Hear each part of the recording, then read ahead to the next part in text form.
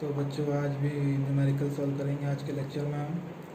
तो पहला जो न्यूमेरिकल है वो है 800 न्यूटन भार वाला पिंड 36 से 30 डिग्री झुके समतल पर 500 न्यूटन के बल से ऊपर की ओर खींचा जाता है।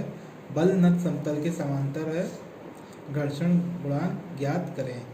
इन्होंने बोला है कि एक नत समतल है जिसका एंगल जो है वो 30 डिग्री है हॉरिजॉन्टल से, ठीक है। तो उस पे 800 न्यूटन के पिंड को ऊपर खींचने के लिए 500 न्यूटन का बल लगाना पड़ रहा है हमें, ठीक है। तो उस सतह का घर्षण गुणांक क्या होगा? बहुत आसान क्वेश्चन है। पहले डेटा के हिसाब से जो इन्होंने दिया है उसके हिसाब से हम पहले फिगर बना लेते हैं। एक नत समतल बनाते हैं, नत समतल इन्होंने बोला 36 से 30 डिग्री, ठीक है। 36 से 30 डिग्री, इस पे एक पिंड रख दिया हमने, ठीक। इसे ऊपर की ओर खींचना। इस पिंड का वजन कितना है? 800 न्यूटन, ठीक। अब इन्होंने बोला है कि अब कुछ वज़न, जब 800 न्यूटन वज़न है, अब इसका वज़न है तो इस पर कोई ना कोई अभिलंब प्रतिक्रिया होगी, वो मानी मैंने R, ठीक। अब ये बोल रहे हैं कि इसे ऊपर की ओर खींचना है, ऊपर की ओर खींचना है तो समांतर बल लगा रहे हैं। समांतर पैरेलल टू द बल, अनुदिश, तो कितना हो गया वो? पैरेलल टू द प्लेन या अनुदिश, अलोंग द प्लेन कह सकते हैं, ठीक है। कितना दिया हुआ है? 500 न्यूटन, ठीक। हमने मान लिया कि घर्षण गुणांक जो है सतह उसके ब्लॉक के बीच, बॉडी के बीच, वो कितना है? म्यू मान लिया। जब हमने म्यू मान लिया तो घर्षण बल कितना हो जाएगा? Mu r. कितना हो जाएगा? म्यू आर, ठीक। अब ये ऊपर की ओर, जब इसे आप ऊपर की ओर खींच रहे हो तो घर्षण बल नीचे की ओर लगेगा, तो घर्षण बल नीचे की ओर लगेगा, म्यू आर। म्यू क्या है? हमने माना है कोफिशिएंट ऑफ फ्रिक्शन, ठीक। तो जब आप बॉडी को ऊपर की ओर खींच रहे हो प्लेन के, तो घर्षण बल जस्ट अपोजिट, विपरीत दिशा में लगेगा, ठीक है। उसके बाद अगर इस लाइन को आप नीचे कर लो ऐसे करके, ठीक है, तो ये एंगल भी 30 डिग्री होता है। ये हम पढ़ चुके हैं पहले भी डेरिवेशन में, कैसे बाई ज्योमेट्री होता है। तो ये 800 है, तो ये दूसरा इसका कंपोनेंट हो जाएगा, एंगल को इस्तेमाल करते हुए जाओगे, ये हो जाएगा 800 cos 30 डिग्री, ठीक है। ऐसे ही यहाँ पर आप म्यू आर इसे लिख लो, से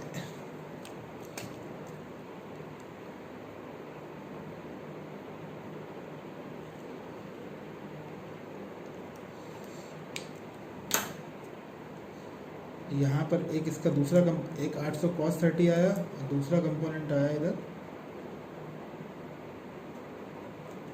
800 sin 30, ठीक है। 800 है, जब हमने इसका एंगल का इस्तेमाल करते हुए जाए तो 800 cos 30 और एंगल से दूर गए तो 800 sin 30। म्यू आर मैंने ऊपर लिखा था, इसे मैंने वाइटनर लगा के नीचे लिख दिया, इसलिए क्योंकि मुझे यहाँ कंपोनेंट दिखाना था तो कंफ्यूजन ना हो, इसलिए ये कंपोनेंट हो गया। ये वियोजन करने के बाद ये कंपोनेंट हो गया 800 sin 30 और म्यू आर तो है ही नीचे की ओर लग रहा है, ठीक है। तो कितने बल हो गए? एक आपने क्या किया, आपने माना है कि 500 न्यूटन के बल से इसे ऊपर की ओर खींच रहे हो, ठीक है। तो जब ऊपर की ओर खींचोगे तो नीचे की ओर घर्षण बल लगे, घर्षण बल हो गया, ठीक। अब 800 न्यूटन का बल है तो इसके दो कंपोनेंट होंगे, वियोजन करोगे, एक होगा 800 cos 30, एक होगा 800 sin 30। 800 cos 30 और 800 sin 30, दो रेक्टेंगुलर रेजोल्यूशन जो आप करते हो, ठीक है। इतना हो गया। इतना होने के बाद अब आपको क्या करना है, इसमें इक्विलिब्रियम कंडीशन लगानी है, ठीक है। क्या होती है? सिग्मा x बराबर 0 और सिग्मा y बराबर 0, ठीक है। सिग्मा x बराबर 0 और सिग्मा y बराबर 0, ठीक। अब सिग्मा x बराबर 0 का मतलब होता है, सिग्मा x बराबर 0 का मतलब होता है कि पिंड पर जितने भी बल लग रहे हैं प्लेन के अनुदिश, समतल के अनुदिश, उनका बीजीय योग 0 होना चाहिए, ठीक है, 0 होना चाहिए, ठीक। कौन कौन से लग रहा है पिंड पर अनुदिश? एक 500 न्यूटन लग रहा है, एक 800 sin 30 लग रहा है और एक म्यू आर लग रहा है, ठीक है। एक दिशा को पॉजिटिव ले लो, दूसरी दिशा को नेगेटिव ले लो, ठीक। तो बीज गढ़ दिए 500 minus 800 sin 30 minus mu r बराबर 0, ठीक है। तो ये हो गया 500 माइनस 400 माइनस म्यू आर बराबर 0, तो म्यू आर बराबर हो गई 100, ये आ गई इक्वेशन 1। ठीक, ऐसे ही दूसरी कंडीशन लगा दो, सिग्मा वाई बराबर 0। अब सिग्मा वाई बराबर 0 का मतलब क्या है, इस पिंड पर जितने भी प्लेन के ऊर्ध्वाधर दिशा में लग रहे हैं बल, उनका बीजीय योग एल्जेब्रिक सम 0 होना चाहिए। कौन कौन से लग रहा है ऊर्ध्वाधर दिशा में, 90 डिग्री पे कौन कौन, एक आर लग रहा है और एक 800 cos 30। ठीक है, तो इक्वेशन हो जाएगी आर माइनस 800 cos 30 बराबर 0। ठीक है, आप इसे पॉजिटिव ले सकते थे, इसे निगेटिव ले सकते, मतलब एक डायरेक्शन को पॉजिटिव लेना है, दूसरे को निगेटिव लेना है आपको, जैसे आप विभाजन में करते थे। ठीक है, ठीक, अब हो गया आर 800 cos 30 की वैल्यू आप कैलकुलेट करोगे तो होगी वो 692.82 बराबर 0 इक्वेशन हो गई। तो आर बराबर हो गई 692.82। ठीक है, ये आप मान लो इक्वेशन 2। ठीक, अब आपको क्या करना है, इक्वेशन 1 में इक्वेशन 2 से आर की वैल्यू रख दो। ठीक है, तो अगर आप देखो तो म्यू आर बराबर 100 था। ठीक है, तो आर की वैल्यू कितनी थी, म्यू इंटू 692.82 बराबर 100। तो इससे क्या निकल के आता है, म्यू बराबर 100 बटे 692.82। ठीक है, तो ये देता है म्यू बराबर 0.144 आंसर। ठीक है, तो क्वेश्चन में था कि एक पिंड रखा हुआ है एक नस समतल पे, जो नस समतल 36 से 30 डिग्री है, उसे उस पिंड का भार है 800 न्यूटन, उसे आपको ऊपर की ओर खींच रहे हो 500 न्यूटन के बल से, समांतर बल से।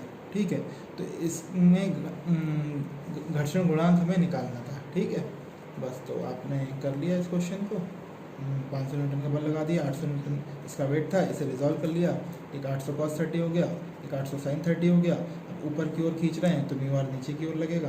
ठीक है, म्यू आर क्या है, घर्षण बल। ठीक, जिस दिशा में मोशन होता है, जो मोशन की डायरेक्शन होती है, उसकी विपरीत दिशा में हमें फ्रिक्शन फोर्स लगता है, ये हम पढ़ चुके हैं पहले भी। ठीक, ठीक है बच्चों, अब नेक्स्ट क्वेश्चन करते हैं इसके बाद। तो बच्चों ये दूसरा क्वेश्चन है, इसमें क्या है कि 36 से 30 डिग्री कोण पर एक समतल पर 600 न्यूटन भार वाले पिंड को नीचे फिसलने से एक 60 न्यूटन के बल द्वारा रोका गया है। बल को समतल के समांतर तथा ऊपर की दिशा में लगाया गया है, घर्षण गुणांक ज्ञात कीजिए। अब इसमें क्या बताया गया, एक नस समतल पर, जो नस समतल 36 से 30 डिग्री पर है, उस पर 600 न्यूटन का भार रखा हुआ है, उसे 60 न्यूटन के बल से रोका गया है। बल वो जो है समांतर है। ठीक है, रोका गया है, इक्विलिब्रियम बना कर रखा गया कि वो नीचे की ओर ना फिसले। तो आपको घर्षण गुणांक निकालना है। ठीक है, तो इसमें बस इसी तरीके से आप पहले फिगर बना लो, जैसे जो डेटा आपको दिया हुआ है, एक नस समतल 30 डिग्री। ठीक, पिंड बना लो, एक पिंड का भार कितना दिया हुआ है, 600 न्यूटन। ठीक, 600 न्यूटन, एक प्रतिक्रिया मान लो सरफेस से, सतह से कितनी, आर। ठीक, अब इसमें आपने बल ऊपर की दिशा में और समांतर लगाया गया, आप मान लो बल कितना समांतर लगाया, कितना आपको गिवन है बल, 60 न्यूटन। ठीक, उसके बाद अगर आप इस लाइन को नीचे की ओर ऐसे बढ़ा लो, ठीक है, तो ये एंगल भी 30 डिग्री होगा, जो प्लेन का एंगल होता है वही यही एंगल होता है। सेम हम सॉल्व कर चुके हैं कैसे, ज्योमेट्री बाय ज्योमेट्री डेरिवेशन के अंदर। ठीक है, अब 600 है, इसे आप एंगल का इस्तेमाल करते हुए जाओगे एक्सेल पे, तो ये होगा 600 cos 30। हम पहले पढ़ चुके हैं विभाजन, जब एंगल का इस्तेमाल, एंगल से दूर जाते हो तो वो कंपोनेंट बनता है 600 sin 30। ठीक, अब देखो इसमें एक चीज़ समझनी है कि बॉडी नीचे की ओर फिसले ना, इसलिए हम बल लगा रहे हैं। ठीक, इसमें ये नहीं गया कि बॉडी ऊपर की ओर चल जाए।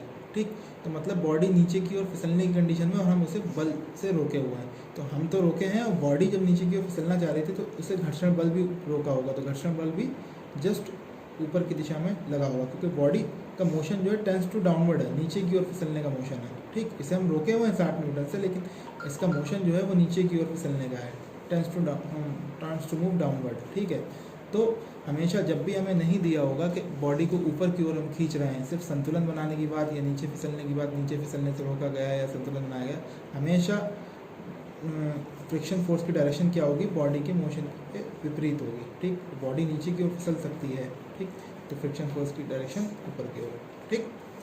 उसके बाद आपको सिर्फ वैसे ही करना है कि आपको सिग्मा एक्स बराबर 0, सिग्मा वाई बराबर, साम्यावस्था की कंडीशन लगा देनी है, सिग्मा एक्स बराबर 0 और सिग्मा वाई बराबर 0। सिग्मा एक्स बराबर 0, जितने भी बल अनुदिश लगे हैं स्प्रिंट पे, प्लेन के, ठीक है, समतल के अनुदिश जितने बल लगे हैं स्प्रिंट पर, उनका बीजीय योग कितना होना चाहिए, उनका बीजीय योग 0 के बराबर होना चाहिए। तो बीजीय योग क्या हो जाएगा, 60 plus mu r minus 600 sine 30 बराबर 0। 60 और म्यू आर की डायरेक्शन सेम है इसलिए प्लस कर दिया, इसकी डायरेक्शन विपरीत है इसलिए माइनस कर दिया, ठीक है। तो 60 प्लस म्यू आर माइनस 300 बराबर 0, तो म्यू आर बराबर आ गया 240। ये आ गई पहली इक्वेशन, ठीक। अब आप सॉल्व कर लो सिग्मा वाई बराबर 0। प्लेन के ऊर्ध्वाधर दिशा में जितने भी पिंड पर बल लगे हैं उनका बीजीय योग एल्जेब्रिक सम 0 होना चाहिए। कौन कौन सा लग रहा है, आर और 600 cos 30। तो आर माइनस 600 cos 30 बराबर 0, ठीक है। आर माइनस 600 cos 30 की वैल्यू जब आप सॉल्व करोगे तो वो आएगी 519.62 बराबर 0। तो आर की वैल्यू आ गई 519.62। ये दूसरी इक्वेशन, ठीक, ठीक है। म्यू आर की वैल्यू हम निकाले थे 240 थी, ठीक। अब आर की वैल्यू दूसरे समीकरण से इसमें रख दो, तो म्यू इंटू 519.62 बराबर 240, ठीक है। अब म्यू की वैल्यू हो जाएगी 240 अपॉन 519.62, तो म्यू बराबर 0.46 आंसर, ठीक है। तो इस वाले सवाल में हमने क्या सॉल्व किया है कि बॉडी 600 न्यूटन की बॉडी है जो एक नस समतल पे रखी हुई है, उसे 60 न्यूटन के बल से उसे रोका हुआ है कि वो नीचे की ओर ना फिसले, तो घर्षण गुणांक कितना होगा वो हमने इसमें निकाला है, ठीक है बच्चों। आज के लेक्चर के लिए 2 क्वेश्चन काफ़ी हैं, फिर अगले लेक्चर में हम नेक्स्ट क्वेश्चन सॉल्व करेंगे। अगर लेक्चर आपको अच्छा लगा हो तो मेरे चैनल को सब्सक्राइब कर लो, बेल आइकन दबा लो कि आगे के लेक्चर जब भी अपलोड हो आपको पता चल जाए, ठीक है। Good bye.